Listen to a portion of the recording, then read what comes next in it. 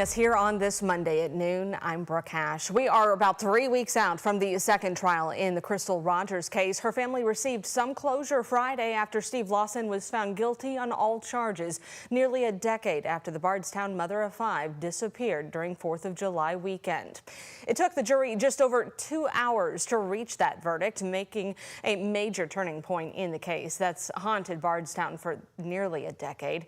Steve Lawson found guilty of conspiracy to commit murder and tampering with physical evidence. He will likely spend years in prison.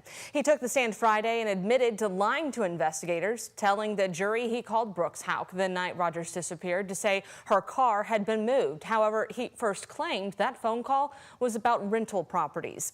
Hauk's the main suspect in this case, accused of orchestrating Rogers' murder. Lawson said he wasn't trying to protect him by lying to police, rather his son Joseph Lawson, who's also charged in this case. Cell phone data places Steve Lawson at a property on Thompson Hill Road for hours that night, a site the FBI has searched in the past looking for Rogers' body. Our legal analyst Nick Mudd says there's a strong case for appeal since Lawson's attorney said early on he wasn't ready after joining the case just last August. There is 400,000 pages of discovery, over 200 hours of interviews.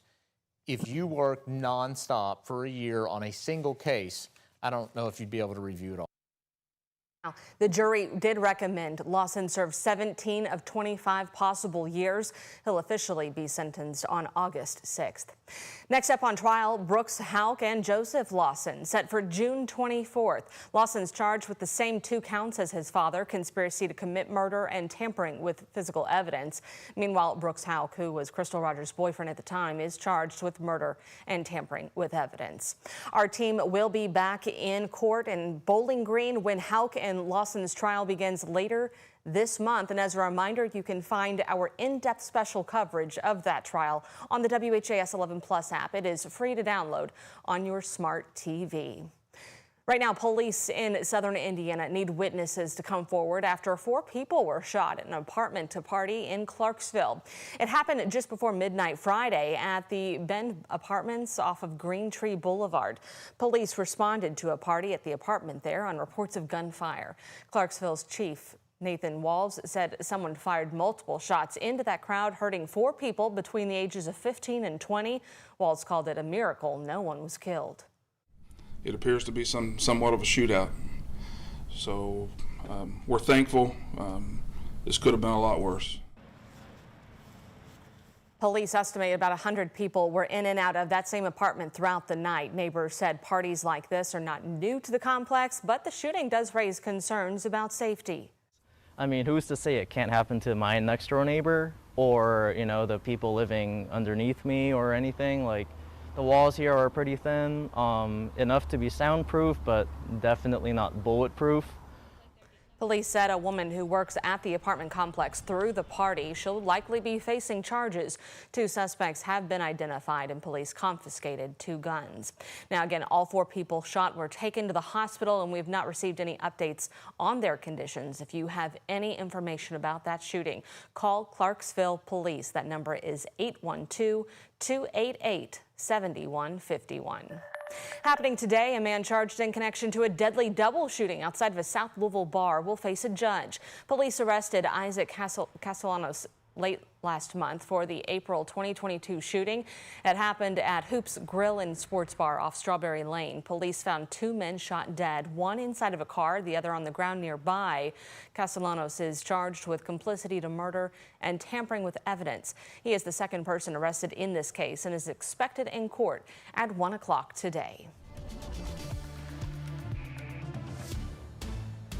Looking at like 3 beautiful days on tap for the start of your work week with Matt Breland, our meteorologist for the noon show, talking about just soaking in the sunshine while we can. That's right. Yeah, a beautiful start to our first full week of June, Brooke. We've got a lot of sunshine that we're talking about this afternoon across Kentuckiana. You'll notice the skies blue, but also a bit hazy out there. There's some Saharan dust that's made its way over into the U.S. and along with that, it's also combined with some of that wildfire smoke from Canada, and that's causing our skies to be a bit hazy at the moment. That's going to be around as we head into these next upcoming days, but also these temperatures Perfect. 75 degrees, sunshine, calm winds, really setting up to be a perfect afternoon for us across Kentuckiana. The rest of us seeing those temperatures in the 70s as well. 77 Linden, 75 Fern Creek, 77 near Sellersburg.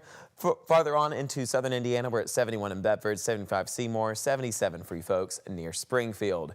We're continuing to stay quiet and dry. We're not tracking any showers or that many clouds. It's going to be a very clear and pleasant afternoon for us. Temperatures eventually will be reaching those lower 80s, which is spot on to where we usually are for this time of the year.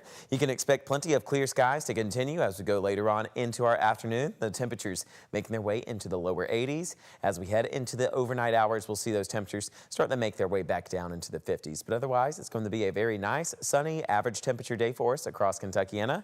Highs will be ranging in between the upper 70s and the lower 80s, which is perfect for this time of the year. We'll have a full weather breakdown coming up here in just a few short minutes. Brooke? Matt, thank you.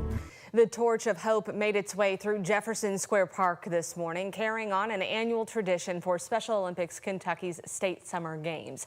Dozens of local officers came out to support the Louisville leg of the Law Enforcement Torch Run.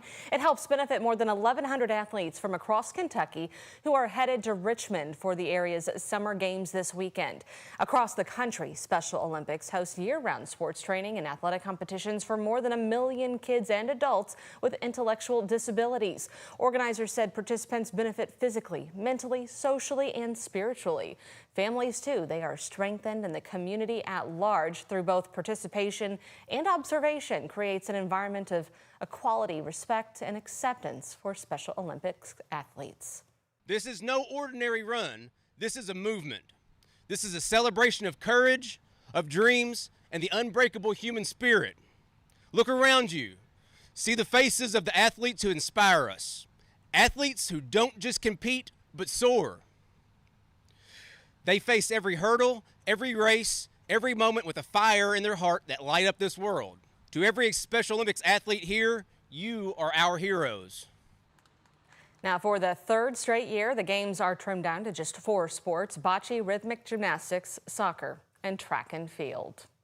Right now, Kentucky is facing a looming shortage of new phone numbers with the 502 area code. It's expected to run out by 2027. And because of this, the Kentucky Public Service Commission is seeking your input as it considers creating a 6th area code. The first of a series of meetings begins today. That's in Bardstown at 6 p.m. in the Nelson County Fiscal Courtroom. There will be another one in Georgetown tomorrow at 6 o'clock. The last one this week will be held here in Louisville on Thursday at the JCTC Southwest campus.